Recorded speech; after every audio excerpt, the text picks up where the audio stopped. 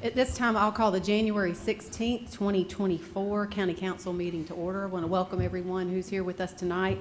Our first item of business is to recognize the Honorable Tommy Adkins from District 3 for our invocation and pledge of allegiance. At both stand. Dear Lord, thank you for letting us all be here tonight. And grant us safe passage home. Help us to have wisdom and guidance as we do the people's business. I pray for any of the sick, the ailing, and consideration of all others. In Jesus' name, amen. I pledge allegiance to the flag of the United States of America and to the republic for which it stands, one nation, under God, indivisible, with liberty and justice for all. We have the privilege tonight of recognizing a number of folks who are going to be sworn in to oath of office for newly boards and commissions, appointed boards and commission members. When I call your name, if you're here, if you'll come and stand in front of the podium, our county attorney will meet you and give you the oath of office. We have Randy McCurry with Flint Hill Fire Tax District Board, Jesse Spain, Joshua DeSantis, Teresa Curtis, Karen Brackett Browning, Nick Mazie, and Michael Guidry, Catawba Regional Workforce Investment Board, John Comans, David Walker, and John Lohman for the Veterans Memorial Park Advisory Committee, Natalie Hoekstra, Andrew Corrigan, Lisa Mosley with Rock Hill York County Convention and Visitors Bureau, Doyle Roach, Carolyn Johnson, and John Neeland for the Building Board of Appeals. And this is so nice to have so many folks here with us tonight. And let me say to you, thank you on behalf of all of the council for your willingness and your dedication to serve the people in this community. You don't get paid for what you do, and you very rarely get thanked. In fact, you may get some complaints on your end, but it's critically important for us to be able to do the work of the county that we have folks like you that is willing to serve, and all of our council very much appreciates what you all do. Madam Chair, I thought you was calling up the New York County Choir as much as many people. Yeah. Y'all make I was thinking that too. We've got a Excellent. big Thank crowd you here all. tonight. Thank you very much for your Excellent. service.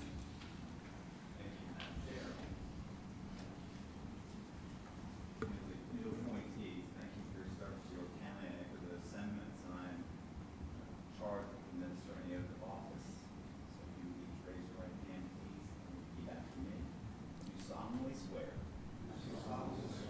I'm duly qualified, according to the Constitution of this state,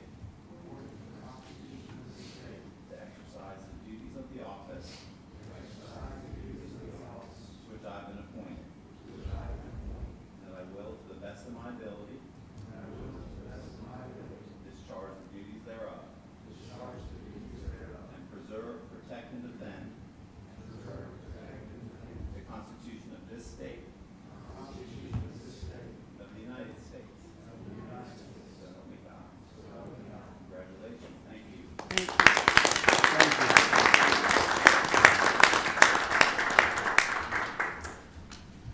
We do have one appearance tonight, Celeste Tiller with the York County Chamber to provide the annual workforce development update. Hi. Thank y'all so much for having us. I'm going to try to turn this on. Thanks also on behalf of Dean Fell, the President and CEO of the York County Regional Chamber of Commerce. But we've been in this journey for about a year now, and so we wanted to give you an update of where we are and where we're going in 2024. You do have presentations or copies of the presentations in front of you, and of course it'll be on the screen. So as we talked about the last time that we were here, we were trying to figure out where's our place and how do we fit in with businesses and how do we connect our education and our workforce partners together. So kind of the basis of where we are was bringing all of those together to provide and to create a sustainable workforce solutions for the entire county of York County. So our framework has kind of begun, and we did that in 2023 so we can move on to 2024. So to kind of give you a little bit of an overview of the framework of how we're moving forward. First piece of that will be the advocacy, so really trying to understand what is happening at the state and federal and local levels when it comes to those connections between education and workforce, and how do our businesses and how are they impacted with that. The second piece of that that are our employer collaboratives. So those are bringing our industry partners together, understanding their pain points. The third piece of that is programming. Whenever we find out what businesses need, we'll be able to develop the programming that they need to connect our K through 12, our higher ed, with them to create the talent pipeline. Lastly will be our talent concierge, where we are actually going in and working with our industry partners. We've already started doing that, helping them one-on-one uncover how do we create pipelines for them. The second piece of that is really where we're starting is the employer collaborative. So bringing our industries together. So working with York County Economic Development and our other partners and understanding what our industries look like in the county. So our first two that we're starting with are hospitality and healthcare. Those are the two that we can make the greatest impact at the chamber. And so working with those industries, bringing those leaders together, understanding what's keeping those leaders up at night, and what kind of programming can we provide that connects them with our K through 12 and our higher ed. We'll move on to finance and information systems and technology and our manufacturing partners, kind of be the second phase of that. This is how we're doing it. We talked about this the last time we were here. I, of course, have spent a good time in DC, understanding what the U.S. Chamber of Commerce does with talent pipeline management. This is kind of the format that we'll use. So we'll kind of go through this strategy. The slides on your papers look a little bit different than what's on here. They're a little jumbled, so I apologize for that. But really, really understanding what is our supply of talent and what is the demand of our talent, and what are the skill sets that they're missing. So how do we fix that? So for us, we look at it as a supply chain. So our end customer is our businesses. And so how do we take our raw material, which are our students, and kind of get them through the supply chain so they have the skill sets that they need to be successful when they get to our employers, which is what's most important for us, is to help our businesses grow. So you'll see kind of in the bottom part of the supply chain approach, you have a student/worker. They're going to go through the different K through 12, higher ed, and they're going to have some support along the way. So what are those support services? That's where we're going to come in, is to connect those pieces. So here's where we are. So we've kind of gotten through 2023 and understood what our partners look like, what are they doing, what are our state providers doing, and so this is where a couple of things that we're going to be doing. First of all is what's called EPIC. This will be introduced at the beginning of March. We're going to be partnering with Clinton College. It will be our first education unit that will do this. And so it's called Employer Provided Innovation Challenges. The premise of this is to allow our students to get an opportunity to have work-based learning opportunities within the classroom. So they'll work with an employer. We won't announce that yet. We're still working on the details of which employer that will be, but they will provide a challenge to these students. These students will work together with their teacher, their professor, to kind of help solve the challenge that is presented to them. They'll learn durable skills, they'll learn technical skills, soft skills during this process. Along the way, so they have solved this problem for the company, they've understood what the company does, so there's career awareness, and they have actually kind of moved past that into career preparedness. So what do they need to be successful in the workplace? So this is our first kind of toe dipping into the water of programming that we'll be doing with our students. This is actually supported by the U.S. Chamber of Commerce. They have a grant from the Walton Family Foundation to fund this, so it is no cost to our provider, which will be, of course, Clinton, and our employer, which I said will be named later. The students will also receive a credential at the end of this for their successful completion of this project. The second piece of this, which will also be with Clinton College, is our Business Expedition Program. We want our students to understand and know what is happening in York County. We talked about this a little bit last time I was here, that a lot of the times we, even ourselves, we only know exists by what we can drive by and see. Same thing with our students. So we want them to see the industries and the companies that are here, and we want them to stay in York County. So what we are doing is actually working with Clinton, who already has buses and already has the facilities in place, to take them to different businesses within York County so they can learn what is happening. So spend a half a day, talk to the leaders there, see other people that are the same age as them, understand how exactly did they get into this job. So building awareness to the business, the industry, and kind of helping the economic engine of York County. I wanted to share some successes for you already that we've had in the last year, and then talk about the last to wrap it up, what's happening else in 2024. So the first piece of that is we worked with York Tech on removing barriers for their students and their clinical programs to be able to go into to work with Atrium, and so helping them to kind of expand their clinical offerings. We hosted a half-day conference, which was Talent Flow. We will do that again this year. That'll be focused on our higher ed kind of connecting them with our businesses, our higher ed students. The third thing is actually working with our COG, with the Catawba Regional Council of Governments, as they are working with at the state level to work on advanced manufacturing strategies for the industry, so working with them as well. Of course, I mentioned our pilot with EPIC, with Clinton College, and our Business Expedition program. A few more for you. We're actually working with Winthrop's Computer Science Department on creating a software program and application to help map the 16 career clusters that are in our K-12 system and connecting them with the industries and the jobs that are happening in York County. So how do we keep our students here and in the industries that are in York County? We are working and consulting with YPA, York Preparatory. They're putting on a conference, so kind of working with them on making sure that their juniors and seniors are ready for that next level, whatever it might be. Last two things, working with Riverwalk Academy on kind of expanding what does the chamber do, introducing all of those things to them. And then lastly, we relaunched the Nonprofit Management Certificate Program, which I previously ran at Winthrop. They graciously let me take that and expand that on, which is helping that segment of our workforce as well. So the last thing I'll leave you with before I answer questions, if you have any, of course, this is how my contact information, but we are hosting State of Education on March 27th, which will highlight our 4 superintendents from the county, really helping the community understand what our school districts are doing. Talent Flow, of course, which will be our connection to higher ed, will be in September, and then myself. So I will be starting the Business Leads Fellowship Program with the U.S. Chamber, which will really help us understand what's happening at the federal level as it connects with education and workforce development. So that was a lot to be said. Any questions that I may answer for y'all today? And you said it so quickly. I did. A lot of good I was trying information. to be cognizant of your time. Celeste, I know I speak for council. I believe that that we are very thankful for the detailed report that you gave and for the leadership that Dean Fail and you all have at the chamber. It's exciting to me to see all of the organizations now working to collaborate on this, having our colleges, our universities being plugged in along with the county and with the chamber. I think it's exciting to see those bridges being built and seeing some fruits from those labors. Do we have any questions from?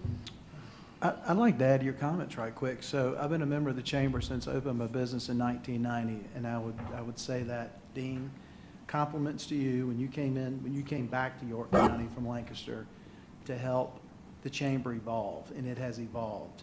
It's not just providing what business is expected to get from the chamber, right? And no offense to any other past executive directors or presidents or anybody else in the chamber, but you guys are looking at this from a very visionary perspective, which is having an impact on the industries that are already in York County and the industries that are thinking to come here one day, which is unbelievable. So the money that was allocated before I joined council, $300,000, you're telling us, you're showing us that that was a wise investment. And you and I have had other conversations, so I know what's coming. And it's just really exciting for what's going on here in York County. So thank you for thinking out of the box and actually taking the revenue that we allocated to you and putting it to work. Thank you. Thank you very much. Yeah, I just want to piggyback off that. And a lot of your comments were right along the lines of my thoughts. First of all, thank you. Great presentation. Excellent.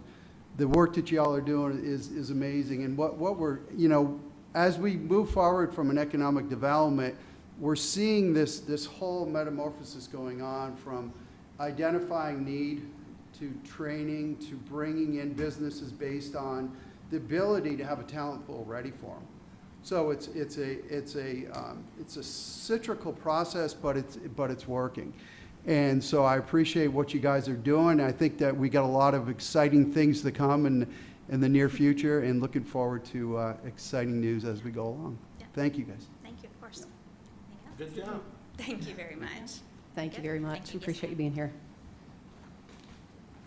do we have any folks? We have no one who signed up for our public forum session. So we move now to our consent agenda. Do we have a motion on consent? Motion to approve. Second. Motion and a second. Any discussion? All those in favor say aye. Aye. Any opposed? Hearing none, consent agenda is approved.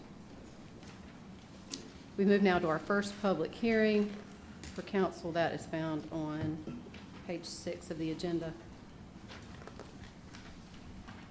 Council to hold a public hearing and consider second reading of an ordinance to amend Chapter 154, Land Development Code to exempt school developments from grand tree protection requirements, to provide an option for industrial development on fully wooded sites to mitigate grand tree removal exclusively through fee and lieu payments, to provide for a public hearing, and to provide for other matters relating thereto.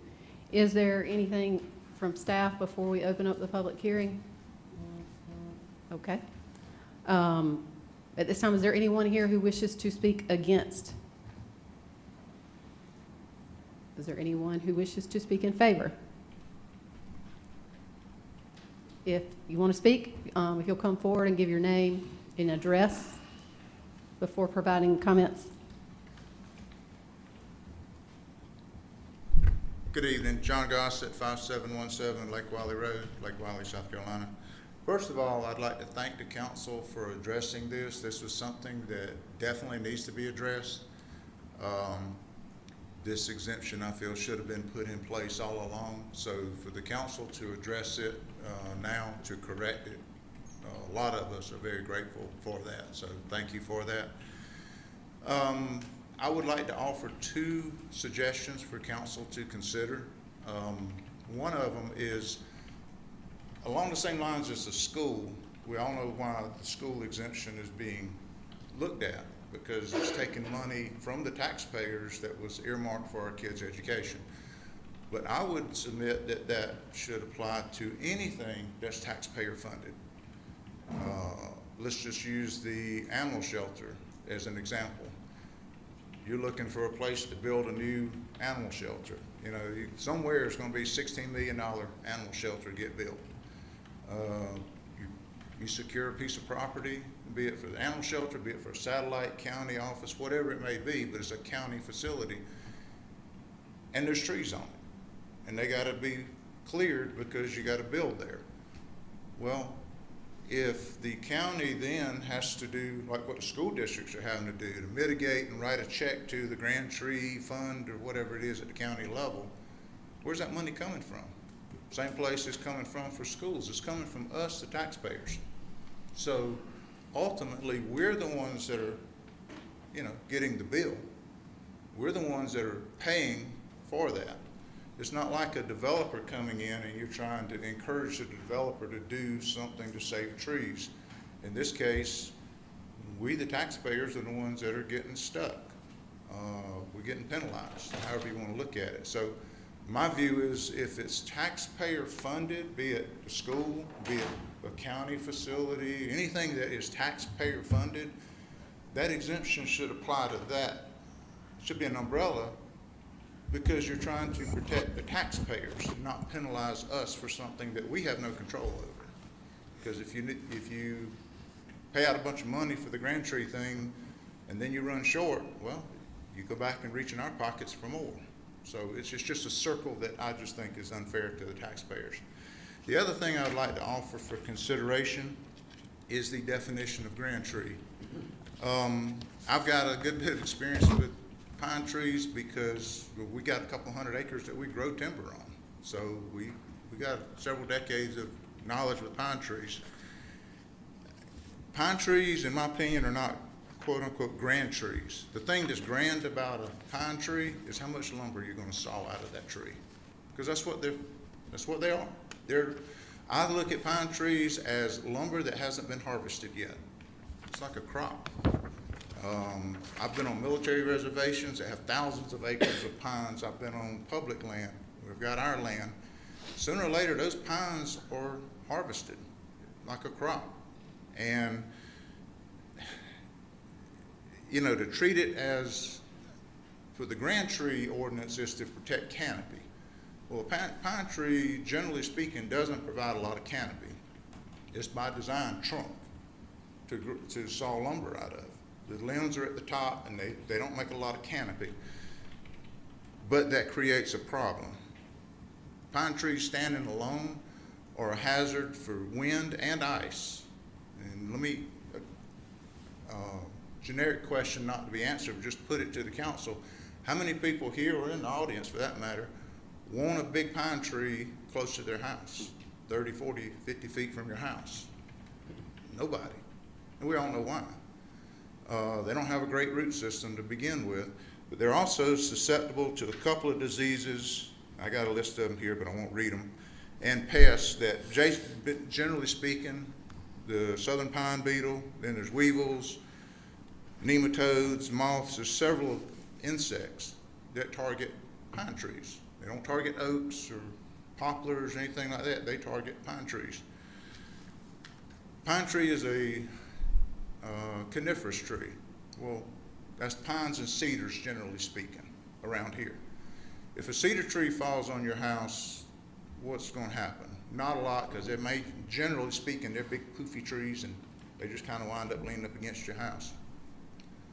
A 30-foot tall loblolly pine that's about so big around, let an ice storm come in, because it has needles year-round. That's the one that comes down. Ice forms on it, it's heavy at the top, and a gust of wind. And if it's anywhere near somebody's house, when it comes, if it hits someone's house nearby, it won't just damage the house. A tree like that will go from the ridge line of the roof, slam to the foundation. And anybody that's in that house in the path of that tree is graveyard dead. I mean, it's destructive. So, you know, if you don't want a pine tree near your house, then don't cause developers to leave them near what's going to be other people's houses. It just, to me, it just doesn't make sense. I see a pine tree in that setting as a liability. I got a few other facts, but I think I pretty well hit the highlights there of my concern with treating a pine tree as a grand tree. I am fully in favor of saving what we would consider grand trees. I don't want to see the trees gone.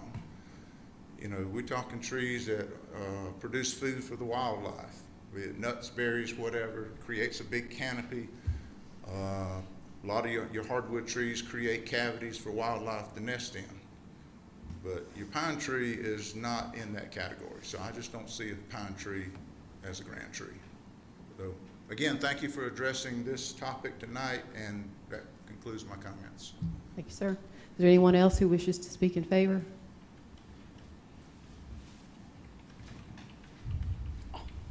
Hi, my name's Amanda. I live at 1723 Rutledge Hills Drive, New York, South Carolina. Short and sweet, just want to say that I agree with Mr. Gossett that while I'm appreciative of the schools being a part of this, I think it should encompass anything or any facility that uses taxpayer money. It's just, as he said, it's circling through. So I think it needs to be an exempt for any of those that are included, that are paid for by taxpayer funded money, so that that money can then be used more fiscally responsible in other areas that need it the most. So that's it. Thank you. Thank you, ma'am. Anyone else? Do we have a motion to close? Motion closed. Second.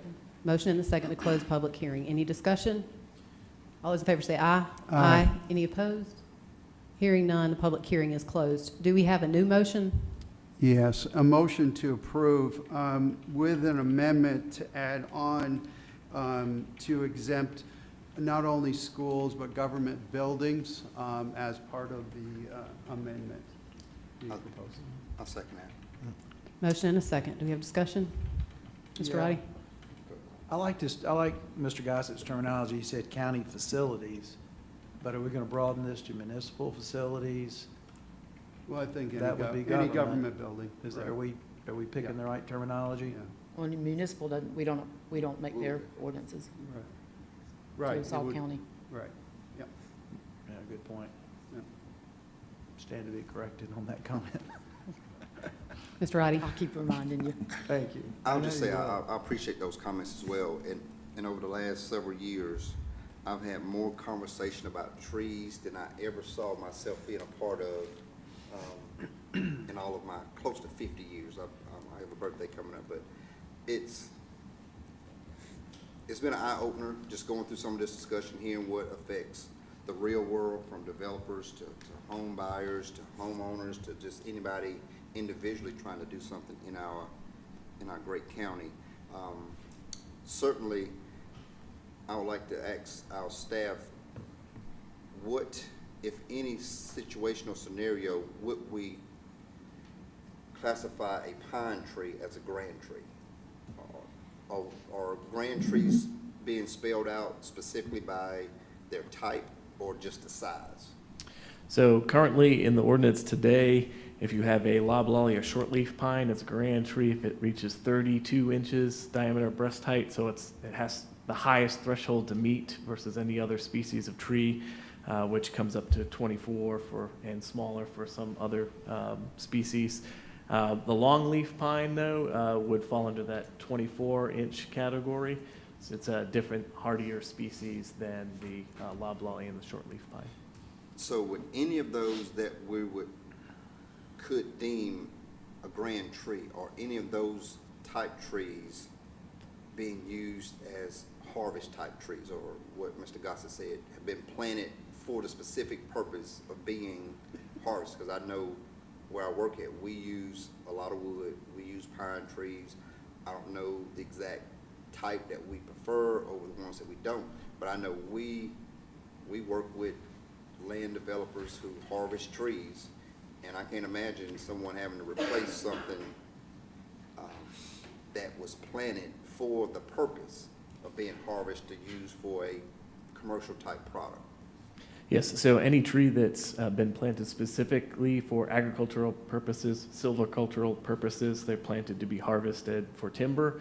They're exempt from the Grand Tree Ordinance as well. So typically, if you've got a site that historically has been used to harvest timber, and now they are proposing to change the underlying land use, they're going to develop it with something, with structures, buildings, uses, all that, they'll do their final cut, so their final harvest.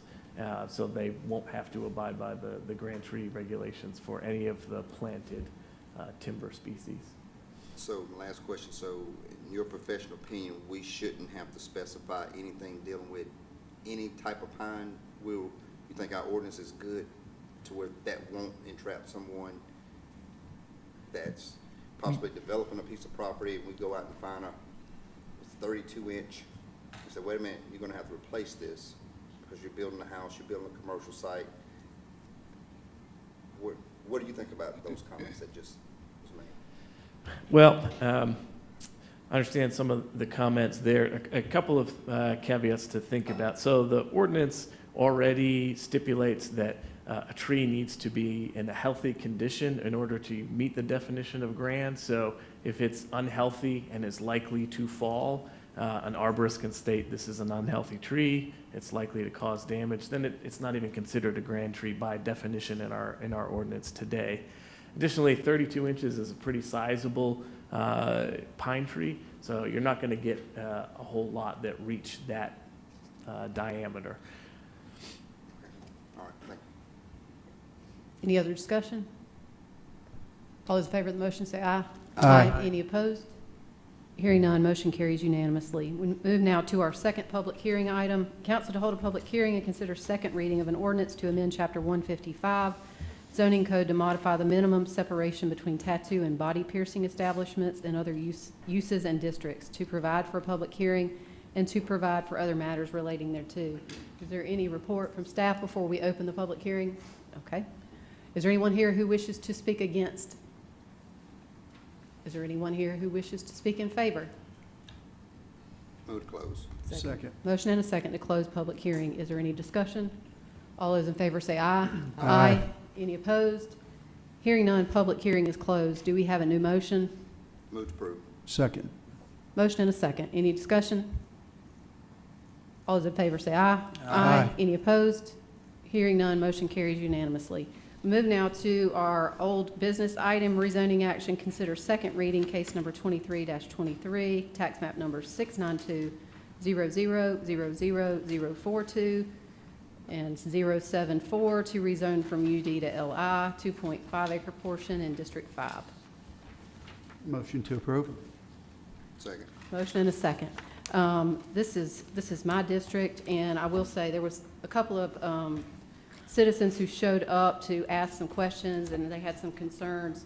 I have spoken with Mr. Page, who has operated the, they work on race cars there, and they've been doing that, born and raised here, and they've been doing that for years and years. It's on a strange triangular property. What they're trying to do is to square that off so that they can have some additional parking, and perhaps at some point add on to the building to continue to do their current operations. I think there was some confusion about what's going to go there, where are the access points. It's my understanding, and I'd like to be corrected if I'm wrong on this, but that the only access will be on Anderson, which is the main thoroughfare. There are no access points on Neely Store or Leslie, which is where the residential areas are. There is no plans for trucking, and this does not set precedent for other parcels in the area that may want to do this. This is one of those situations where there's UD, and in order to marry it up, it needed to go to light industrial. I still have concerns that light industrial is too far to go to have something like this. This to me is more of a smaller commercial type thing, and I think once you label it light industrial, it can pose problems. But the fact that it is only access to Anderson, and I've communicated with the folks who came out previously, they seem to have their issues resolved. I'm comfortable with moving forward with second reading on this. Are there any other discussion? All those in favor say aye. Aye. Any opposed? Hearing none, motion carries. We do not have any new business tonight, and we have no committee reports or citizen concerns. Do we have any council member new non-agenda comments? Yes. Mr. Huckabee. All right, perfect. So I do want to mention to everybody in the audience and everybody listening, the county council, you probably heard last week that Nick Saban resigned as the head football coach of Alabama, right? What you may not have heard, who made the announcement? Who made the announcement on behalf of ESPN? Do you know who that was? Dean knows, because we were in school with him. Chris Lowe graduated from Rock Hill High School, went to school here in his youth. He's a huge University of Tennessee fan, but he wrote for the Herald, and now he is the senior sports writer for ESPN. He made the announcement for ESPN last week, and he's a citizen of York County. I just think it's amazing that somebody stuck with a career and worked their way to the top, because that is the top, to be a senior writer with ESPN. So congratulations to Chris Lowe, and York County is a better place for him having been here. Now, I want to mention this. I'm going to take a couple of minutes, and I know we're about to adjourn to go into executive session. Thank you for remembering that. Yes, I'll keep this brief. So I'm actually in my first year, finishing my first year serving on county council, and it has been a real pleasure to have made it through my first year. I have one more year, and I'm up for re-election, and I am going to run again for one more term. That's my plan, because I'll be 62 if I get re-elected, and I'm going to try to groom somebody else to take my spot after I serve another term. But I do want to mention a couple of things that I paid attention to over the last year, and some things that are on my radar for me as a council member, and maybe for some of you to consider thinking about. So I'll start with this, kind of a list of priorities for me, and I'll be brief. I'm not going to go through these in detail, but I personally want to look for more constructive ways to work effectively with the council members. I'm learning how to do things behind the scenes and even publicly. And it is a strong learning curve to serve on council. This is, if you've never served publicly, you've served on boards and commissions, it's different than serving in this capacity, I can tell you that. So it is a strong learning curve. When you see a new council member come up here and they look like a deer in headlights, they are a deer in headlights, I can promise you, because I've been there and still there on occasion. Allison corrected me today, so there's a good example. But anyway, I look forward to working better with council members, county staff, all municipalities, agencies serving the York County citizens and businesses, and understanding more of the citizens' concerns throughout York County. I look forward to us developing a stronger relationship with our elected officials. And those officials specifically are our House and Senate members in Congress, our state delegation, local municipalities, sheriff and municipal police departments, and the judges. Because there are some strong conversations that we could have with them that could benefit us, especially our state delegation, not to overlook our federal representatives. I'm not going to get into specifics on this, but I think that in 2024 or 2025, I think we need to look at a master plan for transportation. I won't get into the specifics on this, but I'm trying to educate myself on transportation and the needs. When you think about it, just announced last week, South Carolina is the fastest growing state in the United States, and York County is the second fastest growing county out of 9 that surround us. This issue's not going away, so we have to be as intentional as possible to plan for what is coming, whether we want it or not. And if we stick our head in the sand, somebody will use their language. They said, we're going to get leapfrogged. We're already getting leapfrogged on some things, and I'll get to those points in just a second. Economic development. This came up when we were talking about in fee in lieu for somebody. And so I'll just paraphrase it like this. I just said South Carolina is the fastest growing state in the United States. York County is the second fastest in the county. Well, when you think about economic development and you don't want to give away what you don't have to give away, that's a good thing. It's a good thing for the taxpayers. It's a good thing for York County. But what else do we need to be doing to make York County the place somebody wants to choose to come to place a business versus another county without giving away too much? That's a deeper conversation. I'm going to leave it at that. But I think we have opportunity there. Next one, just don't read too much into this, but be open-minded to the unintentional consequences of growth, not only in South Carolina, but York County. That is affordable and attainable housing to rent and own here in York County. That's an uncomfortable conversation. I met with an HOA recently and I opened my mouth and I said something about this. The average age of the group was probably 60 plus. This did not go over well with them because they didn't want affordable housing near them. I didn't define what it was. This is a broad conversation. But I'm just saying, we are a county that is growing. As Tommy has said, we're growing. We're not going to stop growing. People can continue to come here, but you got to have affordable places for people to live. Because if you don't, it leads to item 7, and that is homelessness. I'm not going to get into that into detail, but there are 3 stages of homelessness that Pathways has identified. I think this is something that we need to have a conversation about and get educated about. That doesn't mean that we need to allocate monies necessarily. I know to my left there are thoughts going on to the left of me. But that doesn't mean that we have to allocate monies to this issue, but we do need to recognize it, we need to embrace it, and we need to come up with a plan to deal with homelessness here in York County.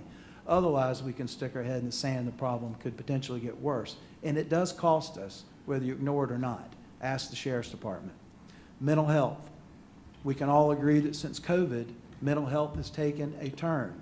Brandon Guffey held the seat that I'm sitting in right now, and Brandon Guffey has gone to the State House and he's passed legislation about mental health. This is a serious issue, and this is one we can't hide from, but we need to get educated on this topic to decide if this is any responsibility for the county to assume and the taxpayers to assume a role in. So I believe mental health is something we need to think about. Just recently, we did take action during the month, our first meeting of January, we took action on parks. So I think we do need a vision for our parks, green space, and whether tourism is something that the county wants to attempt to attract. Do you want to play a role in bringing tourism into York County, or do you want to leave that up to the municipalities? The last is financial priorities, and we're going to talk about one area of the county, that being Lake Wiley. It'll probably come up on our February meeting agenda. And after digging into that a little deeper and trying to understand that, I've learned a lot, as many of you have, through this discussion of learning more about the 660 separation of uses. It has me thinking about this, and that is there are areas of York County that are not developed yet. Highway 274, 55, 49, Christie's area on the east side of York County, Tommy and my area on the west side of York County are not developed yet. But it's going to come, and it's going to come intentionally or unintentionally. When water and sewer gets out there, it's going to happen, right? It happens with well and septics, but it's going to happen at a rapid pace with the other. So I think this is a conversation for council to get our arms around, talking to the right people that can educate us. Maybe there's an aesthetic look that we want to create for the unincorporated areas of York County, so that when you go into those areas in the future as they develop, it has a distinct look. Maybe there needs to be zoning that encourages and protects the look and feel of rural York County. And then lastly, along the financial priorities, there's a second penny we're not taking advantage of. And if we took advantage of that second pennies and pennies for progress, what could we do with that would be beneficial to the second fastest growing county out of 9 that surround us, and a part of the fastest growing state in the United States? So I'll just end with those thoughts, and I appreciate you listening. There are probably other things that I have not come up with that I'll share with you later, but those are my top 10 as of today. Thank you. Watch, Mr. Roddy? watch. Boy, you dropped the bombshell on us today. I was cringing when you started talking about transportation, affordable housing, low income, homelessness. These are huge, big ticket items. But since you brought up those are some interesting topics, and I think it's going to make for a good retreat that we're going to have coming up, I think in February it is. So I look forward to having those conversations in a retreat form. But in real time, something I think that this council can handle in a much faster pace that has been a topic of conversation since I got on council. Every time we want to do a lot of great things because it's something that needs to be done over here. It's 40 different other avenues that we can do things in. We have yet to have a serious conversation about a business license. We've yet to have a serious conversation about how do we tackle stormwater issues. We've yet to have a serious conversation on how do we get down to the ground level to help a small business. These are things that I think we can tackle well before we jump after a billion-dollar industry with transportation, because I think the last time we had a similar conversation about connecting to North Carolina on some kind of rail system, it was in the billions of dollars. We've had a similar conversation about transportation. We all want to solve an affordable housing issue. Everybody wants to solve a homeless issue. Everybody wants to be able to provide low-income housing. It's just like landfills and jails. Nobody wants it near them. Everybody wants to do something about it, but when you talk about putting a low-income or affordable housing somewhere, you can't put that near my $500,000 house. So we're going to have that issue in York County because houses now are going for $300,000-$400,000. And how dare you come next to my neighborhood with a $500,000 home and say you want to put a $120,000 house. We'll get run out of York County if we start trying to dictate some of those. And I'm not here to dispute anything that you brought up, but I love the fact that you mentioned all these, but we got so much more on a much smaller scale that I'm looking forward to bringing up in our retreat. And I know this section wasn't supposed to kind of air our laundry of what we see down the way, because we do have a long executive session, but these are some of the business license, the stormwater, and how do we start a small business health program right here in York County has been on the radar for many, many years. But hopefully we can get down to some of those, and I think we can tackle some of these type issues in the very near future, because just with this last storm that we had come through, I'm pretty sure y'all got just as many calls that I've gotten about flooding in unincorporated areas. How do we, my phone was just blowing up with all that rain. What are we gonna do with the stormwater? That's a huge issue. We had a smaller conversation a couple years ago, about instituting a stormwater fee. That fell off the table. Well, we can't fix stormwater if we're not collecting something to address stormwater. And I guarantee you, if you all didn't get a call about water after this last storm, your phone must have been turned off because it was blowing up on my end. So these are some of the things that, yeah, we got some big ticket items that we really need to look at, but we have a lot more of these smaller issues that I think we can get down to the ground and put our heads together and start to work at that level. So I'm done. I just want to wish you a happy birthday. I love it when fellow council members catch up with me a little more. When's Happy his birthday, birthday? Oh, it's coming up. When's his birthday? 25th? Yeah. Don't you expect You were trying to me make us feel bad. oh, We you didn't gotta know wear if a you Don't, suit. were don't that. you gotta wear a expect suit. me to wear a suit then? Yeah, you gotta wear a You're the one, suit. Tom, you're the one. No, you got it, man. That's it. Anyone else? All right. Well, yeah, you go ahead. So first of all, it's interesting, since you brought up a couple good things. I think our retreat's going to be very exciting, and we're going to have a lot to talk about in there. Again, when you look at running again, going in my fourth year, my first term. I will be running for a second term, just to share that with everybody. And then just real quick, back to your comments that you made. Transportation, with the access transportation for Fort Mill TDK, there was an announcement, and Greg did a great job doing the video on there, but that program for elderly and disabled in Fort Mill TDK, they utilized over 11,000 miles of utilization out of there, and it's $2.50 a trip, and it's managed from within York County. It's a self-managed program from within the Council for Aging. It's a great program. Second thing is I want to make sure we're focusing on small business as another thing we're going to talk about with retreats, because there's a lot of need in small business out there, so we really need to be focused on that. So that's it. Thank you.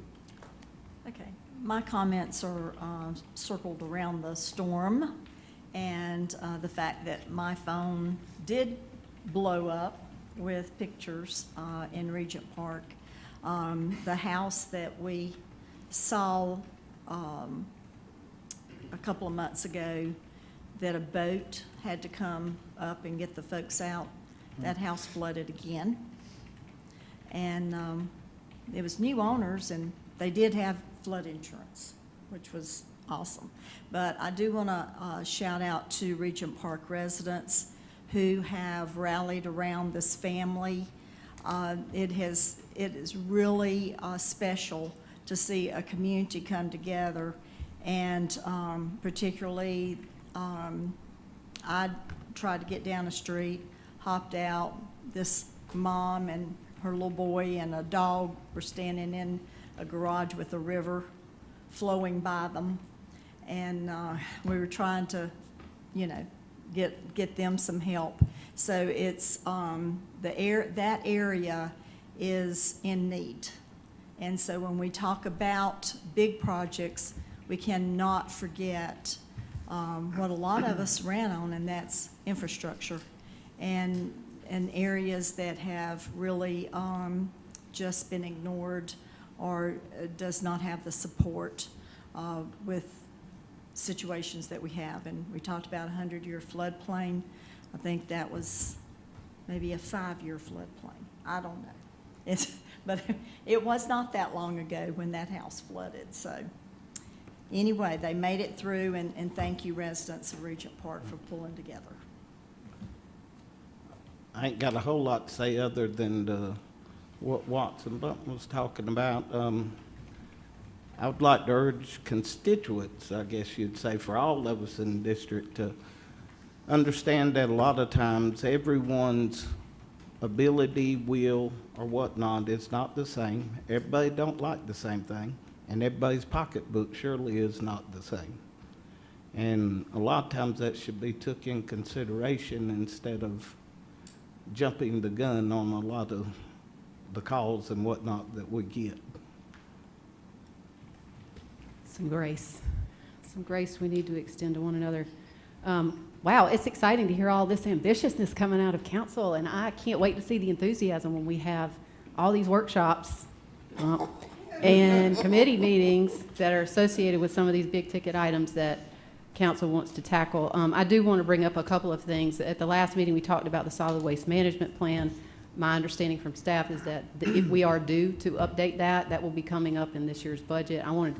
That was the response that I got from staff. If you want to elaborate, that's fine, but I do think that that's something that we're going to be discussing, and we'll need to figure out the best route to put that in, because it needs to be updated, and those were questions that some of the folks had asked previously that we need to address. Also, I think it would be really important, this is a question that I've been asking on the litter program. These are folks that don't understand what the county's program is towards litter. I think it would be a good idea to put that out in a notice or announcement, and also for us to take, most of the roads are state roads, which are maintained by the state, and it used to be that the correctional department would come out and pick up, and we could call Public Works and ask them to do that. They stopped doing that, which is frustrating, but my understanding is they've started that back up, and I would love to see the county take advantage of that program at the state, and let's see if we can't create some efforts to get that done and see that get that moving. I get a lot of calls on that. The last thing I'll say is kudos to Greg Suskin and the website. I will tell you, I didn't even realize that they were doing such a massive overhaul. I had to go use it to answer a constituent question. It was a lot easier to maneuver what I was looking for. I haven't spent a whole lot of time on it, but when I pulled it up, I was like, oh, this is new, and it does look nice, and I'm looking forward to hearing the community comments on that to make that better.